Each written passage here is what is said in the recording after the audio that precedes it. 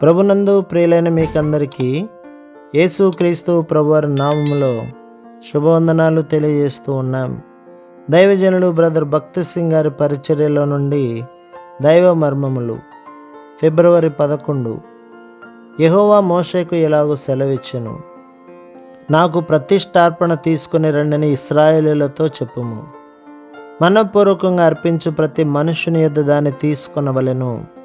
నిర్గమకాండం 25:1-2 దేవుని పని కొరకు కానీ ఆయన పరిశుద్ధాలయము కొరకు కానీ తప్పుడు ఉద్దేశముతోనూ బలవంతంగానూ ఇచ్చు ఏ అర్పణను ఆయన అంగీకరింపడు.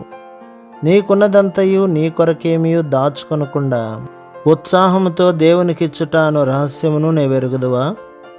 నీకున్న శ్రేష్టమైన దానిని దేవునికే నిష్టపడెదవా? మనఃపూర్వకంగా అర్పించే అర్పణయే నాకు కావాలనని దేవుడు చెప్పాను. ఇందులో ఒక రహస్యం ఉన్నది. అది ఏమనగా, మనఃపూర్వకంగా శ్రేష్టమైన దానిని దేవునికిచ్చుటయే. ప్రార్థన అయినను, బోధించుటైనను, ఇతరులను దర్శించుటైనను, ఏ సేవ అయినను సంతోషముగా చేయవలను. భిక్షమెత్తి లేక బలవంతముగా సంపాదించిన డబ్బును దేవుడు తన సేవ కొరకై ఎన్నడూనూ కోరడు.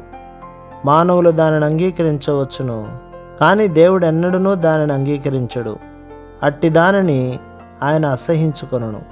పరిశుద్ధాత్మ చేత ప్రేరేపించబడిన ప్రకారం మనం ఆయనకు సమస్తమును ఇవ్వవలెను. ప్రభు మిమ్మును, మీ కుటుంబములను, మీ సంఘములను దీవించి ఆశీర్వదించునుగాక. ఆమేన్.